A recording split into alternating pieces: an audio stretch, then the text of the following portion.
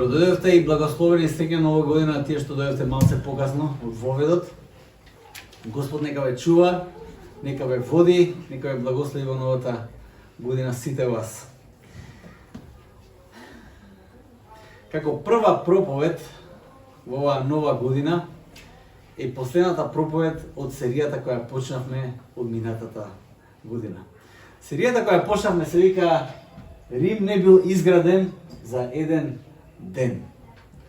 Затоа што во толпата имам еден историчар тука, ме фаќа малце склет, дали ја изговорам фразата како што треба. Верувам дека изговорам, добро, фала ти. Иначе насловот на серијата треба да не асоцира за макотрпноста, посветеноста и вредноста за да се изгради нешто убаво, нешто вечно, нешто долготрајно. А ние почнавме да зборуваме за плодот на Духот. За плодот на Духот. Библијата зборува за плодот на Светиот Дух како кулминација на нашиот живот на земјата. Тоа ако сакаш да видиш како се вози, не знам, Формула 1, треба да се консултираш со тие што ја дизајнирале, како направиле воланот или ако треба, јас треба да почнам да учам да возам мотор и сега треба да се консултирам со најдобриот тука. Не Игор, некој друг е. Сове, треба он да ме учи како да возам мотор.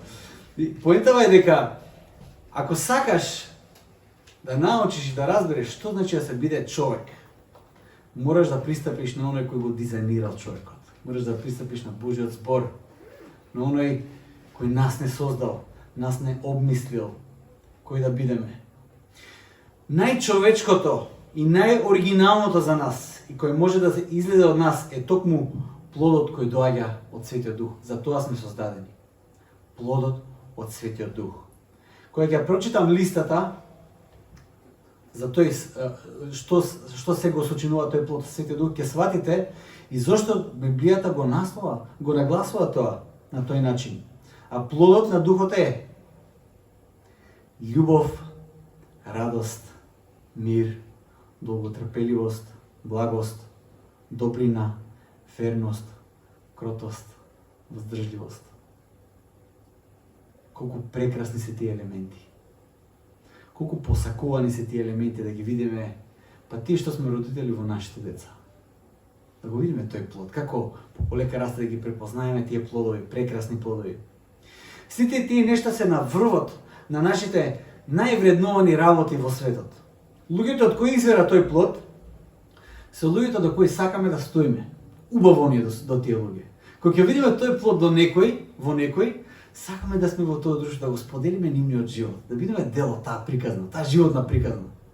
Кога ќе видиме дека, например, ако некој бев во Америка и го бев на гробот на Ава Тозер, не знам тие што го знаете, има една книга тука која е преведена на македонски, се вика Копнеш за Бог.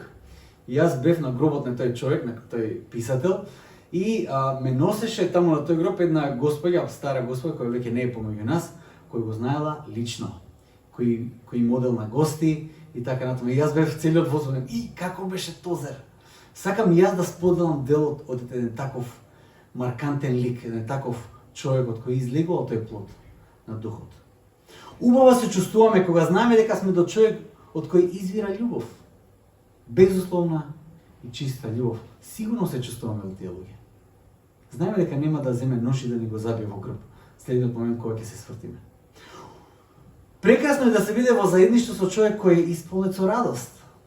Нели убаво? Сакаме да биде тој човек. Тој човек сакаме да биде во нашето друштво. Кога ќе видиме дека некој е исполнет со радост, сакаме да бидеме со тој човек. На некој чуден начин јас се исполнувам со радост во едно такво присуство. Тој човек мене исполнува со радост. Човек кој има мир, некако и мене ме смирува. Мојот зет Борче е познат по тоа што има мир во речиси секоја ситуација од животот. Знам кога ќе дојдеше кај нас на гости, Доротеја кога беше бебенце, Борче ќе ја земе само вака да ја види и Доротеја одма спие. Тоа е тоа. Тоа е дар. Сакаш да бидеш среден таков човек, те смирува и тебе. Тој негов мир се прелева и влијае на мене. Долготрпелива и блага личност, од која може да се искуси само добрина, верност и кротост е личност со која сакам да го градам животот. Таква личност сакам. Воздржлива личност ми влева доверба дека односот кој го градиме е на добра основа. Сето тоа е плодот на духот. Резонира длабоко во нашата душа, внатре. Бие внатре кога ќе го кажам сето тоа. Но за плодот да се расте, да расте и во твојот живот, потребна е добра почва. Тоа е плод. Не забораваме дека тоа е плод. Тоа не е дар од Светиот Дух, тоа е плод од Светиот Дух. Треба добра почва. Во оваа серија зборуваме за 3 нешта кои стојат како предуслови за подготовка на почвата да расте тој плод на духот. Значи 3 предуслови. Во првата проповед зборев за истрајност. Истрајноста, колку е важна за тој плод. Истрајноста е суштински дел за плодот на духот, бидејќи не секогаш времето е погодно за некој плод да расте. Нели? Не може да бидеме секогаш сигурни дека времето за плод да расте ќе биде супер. Тоа Господ на нас не го гарантира. Тоест Бог ни гарантира нешто друго. Вика, во овој свет ќе имате маки, ќе имате искушенија, ќе имате проблеми. Тоа Господ ни го гарантира. Не ни гарантира просперитет, што да ви кажам, не. Во еден момент Исус кажува, јас не дојдов да донесам мир, јас донесов меч. Вау! Не секогаш е времето погодно за тој плод да расте. Всушност, заради падот во грев, тоаш кога човек ќе одлучи да го посвети својот живот на Бог и ќе почне да расте плодот од Светиот Дух во својот живот, искуството е следно. Чувствувате како цел свет да се подига против вас. Не знам дали сте го почувствувале тоа. Се е окей, се е супер, ама кога тој плод ќе почне да расте во вас, како цел свет да тргнува против вас. Тоа е искуството кое јас го имам. И давав пример нормално од кај нас дома, кога сикаш ќе бидам трпелив и децава тој ден. Вау! Што да ја кажам, Хана, има денови Хана во кои не престанува да збори. Не знам дали кај вас се случува тоа. Ма Хана вака почнува од Сабајле станува татой, како една долга реченица без запирки и мама, да, и мама секако. И не престинува до вечер. И сега ти кажеш, јас треба да сум трпелив, ама нели мора си трпелив. И знаете што ќе ви кажам? И цел свет се подига против вас. Се подига. Бидејќи плодот на духот е резултат на обновената природа, на новото создание, новото небо и на новата земја, која овој свет не може да ја поднесе. Не може да ја поднесе.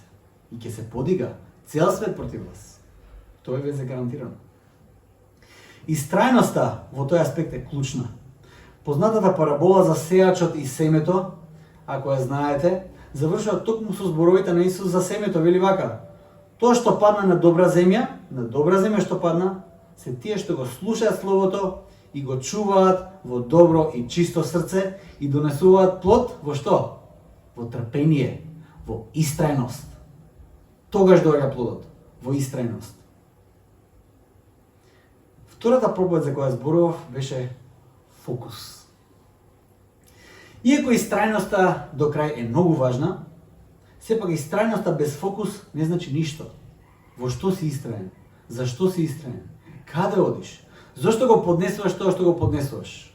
Ни не сме мазохисти. Ни не се измачуваме колку тоа не е задоволство на нас да се измачуваме.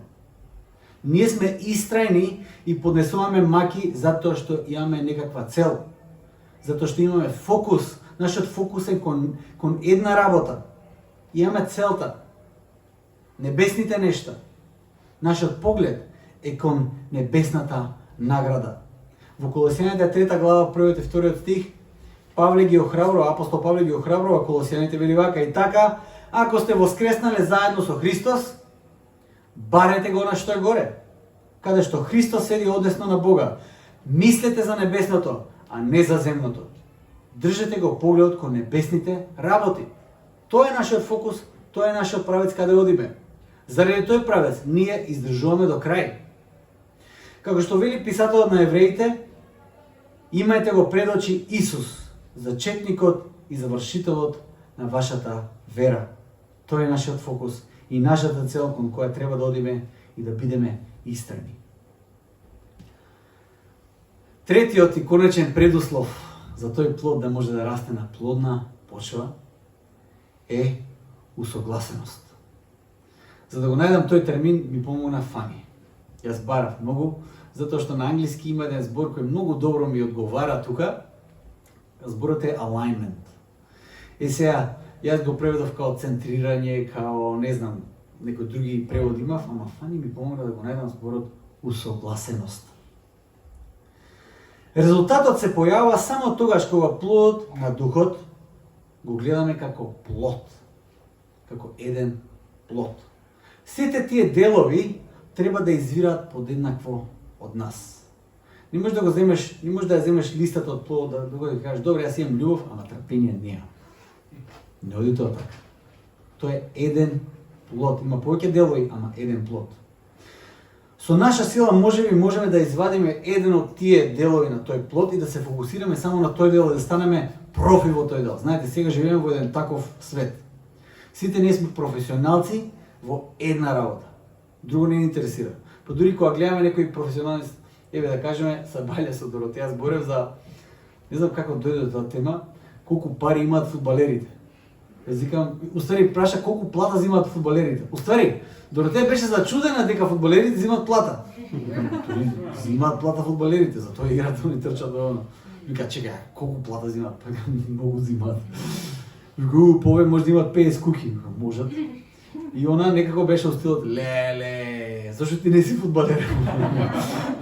Одучи, покрај очигледните причини, имам друг повик. Поетава е, има прилика со Доротеја да зборам за некои други вредности. Така, Доротеја, ама не е се во тоа, знаеш, не е се во куките, не е се во парите.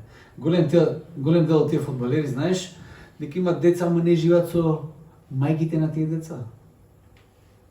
А зошто? Приком затоа, едноставно, приоритетот им е таков. Не го гледаат тоа како толку важно. Тие сакаат да се забавуваат. Плод на духот, не може да го гледаме како профил во еден дел од тој дел плод на духот, да се фокусираме само на тоа, а другите работи да не ни интересираат, како например фудбалерите. Најдобри се во фудбал, ама во другите работи може да не знаат ни да читат, не знам. Не може тоа така. Плод на духот е еден плод. И во тој плод, клучната улога има Духот Свети. Можеби јазикот кој го користам за плод на Духот вклучува многу работа од наша страна. Можеби ти звучи обесхрабрувачки тоа што ова што го зборувам сега бара вистинска посветеност и работа, а на кој е лесно, а ти си очекувал некако лесно, ефтино храбрување, знаеш да помине неделата, бе? Можеби за тоа сме дојдени тука.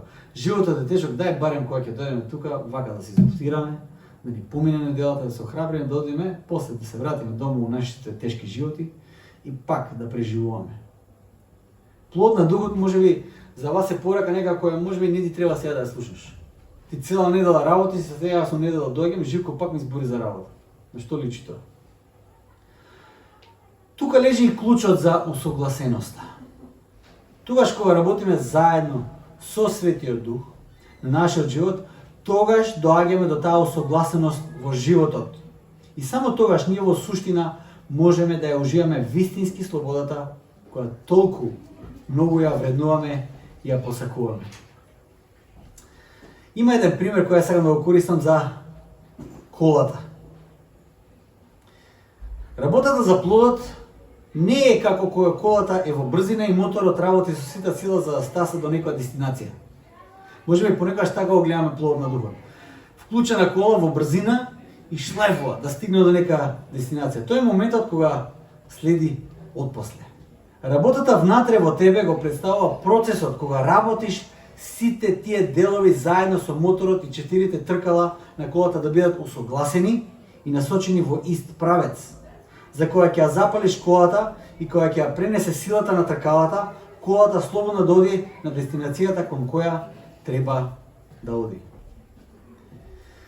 Со други зборови, работата на плодот на духот е како една механичарска работилница. Тоа е работата на плодот на духот. Тоа не е кога колата се вози, тоа е више плодот. Ама работата на плодот на духот е како една механичарска работилница. Тоа е усогласеноста. На сите нешта кои целата животна енергија која имаме ја насочуваат во вистинската насока. Пример, јас сега ќе повикам Ребека да ми помогне да испеем една песна. Што значи? Што значи слободата? Дојди, Ребека. Ќе ми помогнеш се.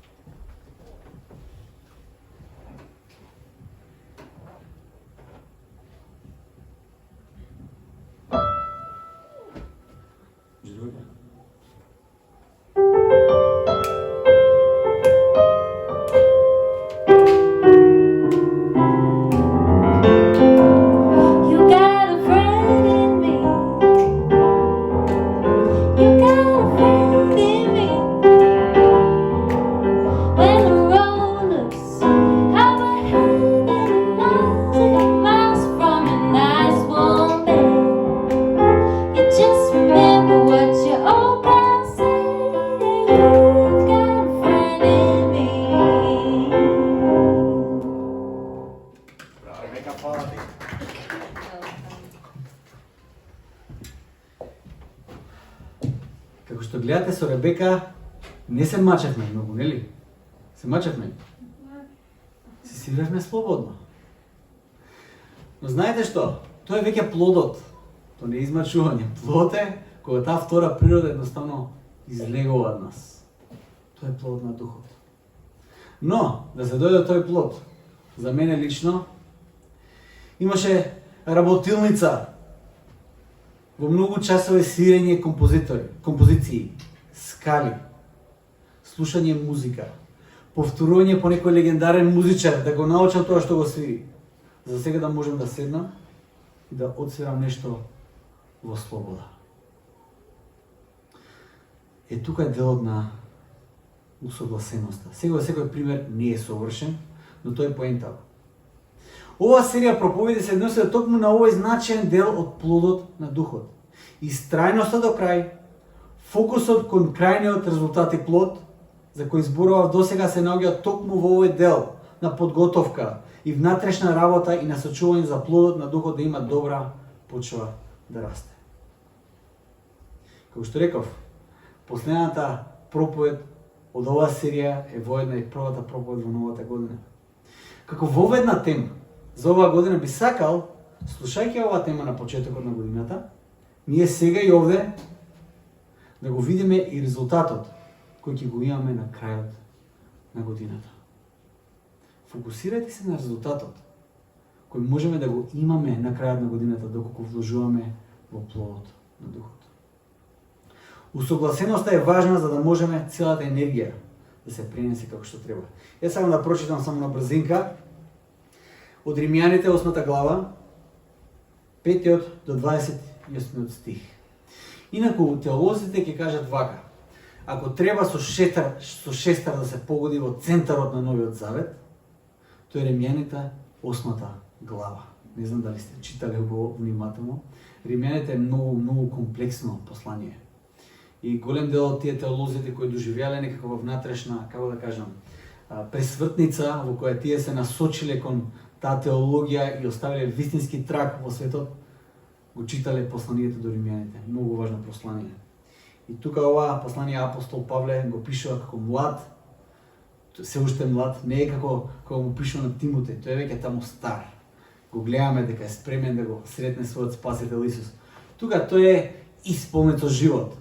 Тука тој е исполнет со неверојатни системи кои циркулираат во неговиот ум и се обидел да го разбере се тоа што го има од апостолите во согласност со еврејската традиција и да го обясни тоа преку грчката филозофија. Павле е неверојатен тука. Ако го читате ќе видите колку многу интересно пишува. Ќе читаме 8 глава 5 до 28 стих. Вели вака: зашто оние кои живеат по тело копнеат за телесното, а кои живеат по дух за духовното. Копнежот на телото е смрт, а копнежот на духот живот и мир. Зашто копнежот на телото е непријателство против Бога. Тој не му се подредува на законот Божи затоа што не може. А оние кои живеат по телото не можат да му се допаднат на Бога. Вие живеете не по тело, туку по дух. Само тогаш ако Духот Божи живее во вас. Ако пак некој нема Дух Христов, тој не е негов. Ако пак Христос е во вас, телото е мртво за грев, а Духот живее заради праведноста. Но ако Духот на оној кој го воскресна Исус од мртвите живее во вас, тогаш оној кој го воскресна Христос од мртвите, ќе го оживотвори и вашите смртни тела преку својот Дух, кој живее во вас. И затоа, браќа, ние не сме му должници на телото за да живееме по телото. Бидејќи ако живеете по телото, ќе умрете. Но ако преку Духот ги умртвувате делата на телото, ќе бидете живи. Сега го читам дел по дел. Ова е првиот дел. За вас сега имам едно признание. Кога го правихме билтенот и објавата за оваа проповед, јас на Ребека и пракав информации како да го дизајнира. И фани кога веќе се беше испринтано и објавено, вика, чека малце, овде пише Римјаните 12:2. Или беше друг стих за оваа серија на проповеди? Зигам, па беше Евреите 12:2. И што ќе правиме? Викам, чека да видам што вели. И знаете, Бог, како што кажав, работи на чудни начини. Го читам Римјаните 12 глава 2 стих. Нормално, секој стих во Библијата е, старини секој беше, ама е супер и прекрасен и охрабрувачки, некои се обесхрабрувачки или нејасни, но овој стих од Римјаните 12 глава 2 стих, буквално го покрива целиот прв дел на тоа што сакам да го зборам, како хайлайт на целата проповед која сакам да ја проповедам. А тоа е преобразбата на умот. Од 5 до 11 стих во Римјаните апостол Павле обрнува многу внимание на умот. Одлучноста на умот, фокусот на умот кон вистинските нешта и не прави усогласени со Бог. Мораме да избереме свесна поставеност и одлучност на телесните нешта или на духовните нешта. Тоа е свесна одлука на што ќе се насочиме ние. Во тоа има голема разлика. Усогласеноста во тој предел од нашето битие ќе значи носење на плодот на духот или на плодот на телото. Каков плод сакаме ние? Дали го сакаме плод на духот? Исполнувањето со духот секојдневно преку молитва, Божиот збор, активно размислување, дисциплина, значи поставување на умот кон небесните нешта, кон духовните нешта.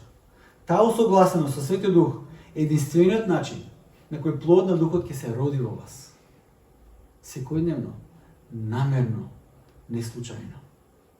Едноставно, не постои друг начин. Тоа многу ме потсеќа на К.С. Луис и делот неговата книга Христијанство, во делот кога зборува за надежта. Од 167 страна натака, мислам дека е. Многу убав дел ми е, тој си го читам постојано така да се освежам малце понекогаш. К.С. Луис зборува за плејада христијани од историјата кои го промениле светот и го направиле многу подобро место за живење, токму заради верата во Исус и усредоточеноста на нивниот ум во надежта на небесните нешта. Најделотворните христијани, или подобро да кажам, човечките битија кои најмногу допринеле во овој свет, биле насочени кон небесното или кон небесните нешта. Или тоа, како што К.С. Луис го пишува, ако целта ви е небото, ќе најдете и земјата. Ако целта ви е земјата, нема да го најдете ниту едното, ниту другото. Павле вели, мора да се усогласиме со Светиот Дух, да се усредоточиме, да се усмериме кон небесните нешта. Вториот дел, 12 до 17 стих вели вака. И затоа, браќа, ние не сме му должници на телото за да живееме по телото. Бидејќи, ако живееме по телото, ќе умрете, но ако преку Духот ги умртвувате делата на телото, ќе бидете живи. Сите оние што се управуваат по Духот Божи се синови Божи, синови и ќерки Божи. Зашто вие не примивте дух на робство, за да бидете во страв, туку го примивте духот на посинувањето, преку кого велиме Ава Оче. Самиот дух му сведочи на нашиот дух дека ние сме чеда Божи. А ако сме пак чеда, ние сме и наследници, наследници на Бога и сонаследници Христови, но само ако со Него страдаме, да со Него и да се прославиме. Колку прекрасно пишува Павле за да не охрабри. Ние не сме му должници на телото. Дали сте размислувале понекогаш дека ние понекогаш размислуваме дека сме му должници на телото, дека цело време нешто му должиме и мора да го задоволиме некако. По секоја цена. Отприлика телото така ни комуницира. Не само телото. Сите реклами така кажуваат. Го заслужуваш тоа. Дозволи си го тоа. Си го должиш тоа на себе си. Сите реклами тоа го кажуваат. Телото ти вика, ми должиш. А Павле вика, ние не сме му должници на телото. Точка. Ништо не му должиш на телото. Не живеј во страв, туку во слобода и радост. Токму затоа што сме Божји деца. Ослободени сме од тој страв да го задоволиме телото по секоја цена. И живееме во слобода. Живееме во радост. Ние сме наследници само ако со Христос страдаме. Само тогаш, ако го одиме патот кој е Христос, само тогаш ние вистински ја умртвуваме телесната природа во нас, која веќе е мртва. И го живееме духовниот живот во нас, кој е вистинскиот живот, наменет за децата Божи кои живеат во слобода. Мртвата природа во нас, која треба да ја умртвуваме, е веќе мртва. Тоа Павле на Колосјаните му кажува. Тоа што е мртво во вас, умртвете го. Не е живо. Не мора да му служите веќе. Ние сме повикани да бидеме деца Божи, со наследници Христови. Дали знаете што значи тоа? Со наследници Христови. Делиме пленот, го делиме наследството кое Христос го има. Третиот дел од 18 до 25 стих вели вака. Зашто мислам дека страдањата на сегашното време не се ништо спрема славата која треба да се открие кон нас. И секое создание со нетрпение го очекува откривањето на синовите Божи.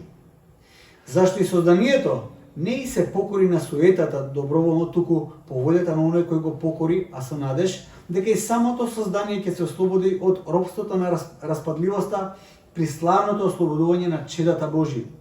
Зашто знаеме дека целото создание заедно со нас стенка како во породилни маки.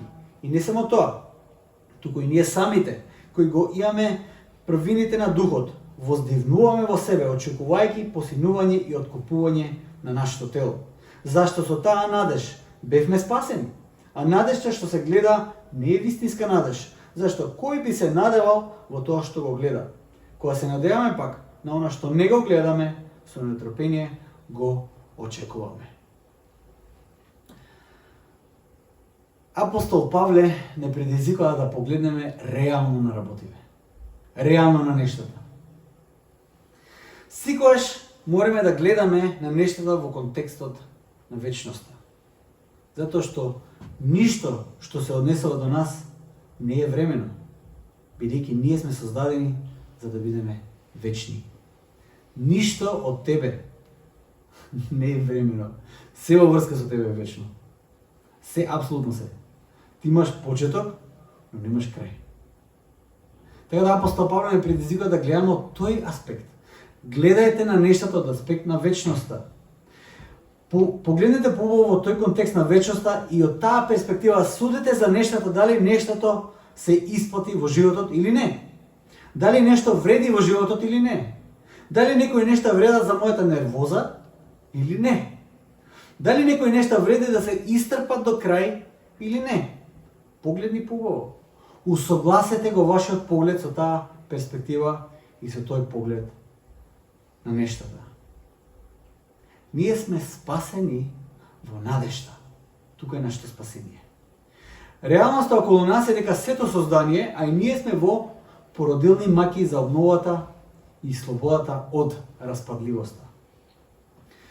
Апостол Павле ги спомнува породилните маки не затоа што има искуство од тоа, туку затоа што тој концептот кој се користи за маките, значи прагот на подносливоста на човечкото битие. Тоа жените може да ни го кажат многу подобро.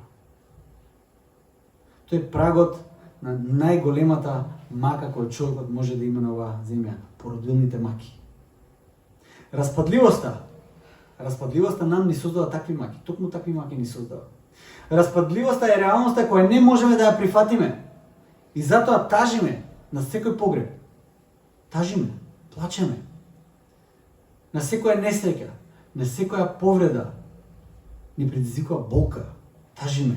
Ние не сакаме да ја прифатиме распадливоста. Предвкусот за вистинската надеж, за нераспадливоста, може да се види во зракот на плодот на духот. Во зракот на плодот на духот може да се видат зраците на нераспадливоста. Плод на духот е како зраци кои се протнуваат преку дупките на некоја врата. Знаете, вратата е затворена, има зраци кои наоѓаат простор и пребиваат во нашата соба. И гледаме и само знаеме дека од другата страна на вратата има светлина. Тоа го знаеме. И на такво искуство е плодот на духот сега и овде за нас. Плодот на духот ние го искусуваме сега и овде, но тоа е она што доправа доаѓа во целост. Вистинската усогласеност значи целосна предаденост на Божјото провидение, издржување на страдањата кои ги пријаме и пристапување во надеж. И во тоа треба да не биде сигурноста дека тој плод на духот кој го искусуваме сега и овде е како предвкус и воедно семе за светот кој доправа доаѓа. Тука е нашата конечна надеж. И знаете што е интересно? Плодот на духот не подлежи на правилата на овој свет на распадливост. Едноставно, распадливоста не му може ништо на плодот на духот. Апсолутно ништо. На тоа може да посведочиме за многуте христијански сведоци чиј плод на духот и денес Бог го користи за поука и охрабрување на многумина. Многу години откако нивните тела се распаднати. Тие веќе не се помеѓу нас, но нивниот плод на духот обстојува. Пред малку читав од К.С. Луис. Го сретнал некој тука К.С. Луис? Го има видено?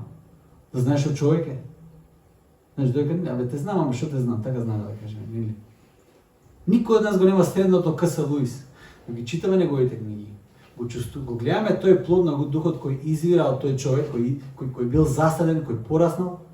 И долго време откако К.С. Луис го нема, ние и ден денешен уживаме од тој плод на духот. Распадливоста не му може ништо. Ако мене ме прашате, тој плод сега е уште поголем, уште повеличествен, уште подарува на цел свет. Вау! Тоа го може само Бог. Во што вложувате? Во што вложувате? Во распадливи нешта? Ние сме повикани мртвите нешта да ги умртвиме.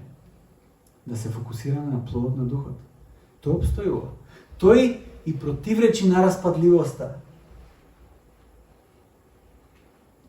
И четвртиот дел се последните два стиха од овој дел кој го избрав за денес. 26 стих до 28. Вели вака. Исто така и духот не подкрепува во нашата немоќ, бидејќи ние не знаеме како треба да се молиме. Па сепак, духот сам посредува за нас со неискажливо воздивнување. А оној кој ги истражува срцата, знае каква е мислата на духот, бидејќи тој по волјата на Бога посредува за светиите. А знаеме дека на оние што го љубат Бога и се повикани по негова волја, се им содействува за добро.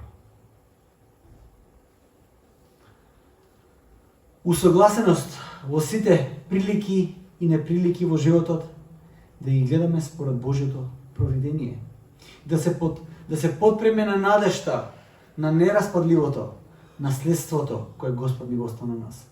Тоа можеме да го направиме само затоа што работата која Светиот Дух ја прави во нас е толку суштинска. Знаете, на почетокот ви кажав дека мораме да работиме.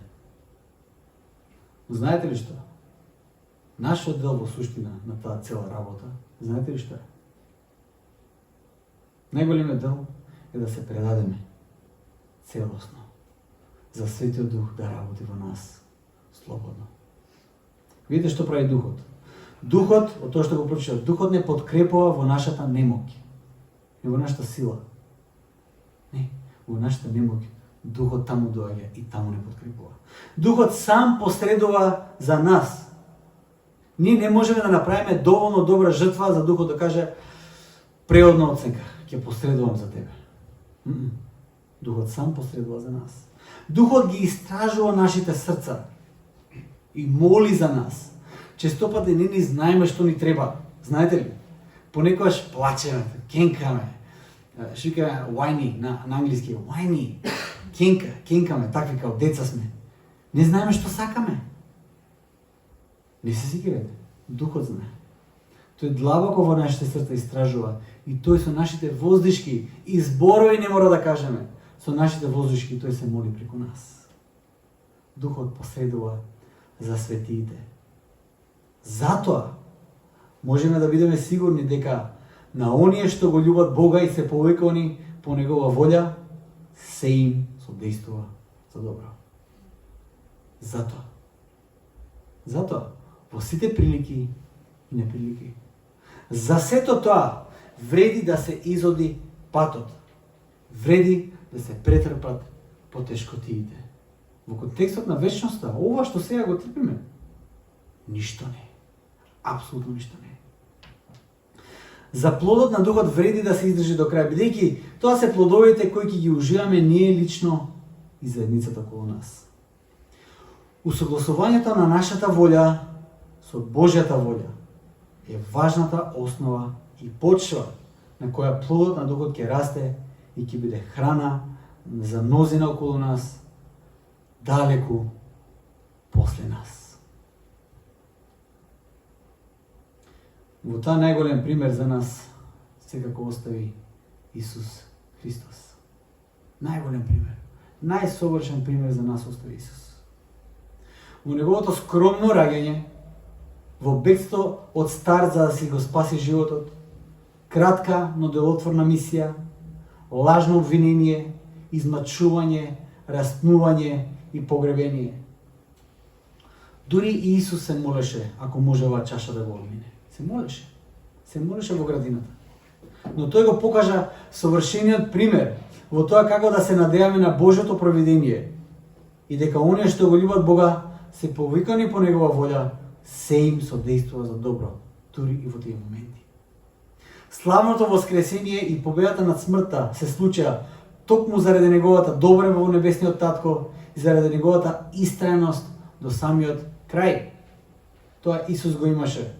На таа основа растеше плодот кој тој, на таа почва растеше плодот кој тој го остави за нас. Исус беше истраен до самиот крај и неговиот фокус беше во небесната награда. И затоа неговата волја беше во совршена усогласеност со волјата на Таткото. Во се. Христовата истраност, фокус и усогласеност со волјата на Таткото го донесува плодот преку кој ја очекуваме обновата на целото создание, вклучувајќи не и нас, кои нашата надеж и вера се положени во Него. Само ако нашата вера и надеж се положени во Него, само тогаш тој плод можеме да го уживаме.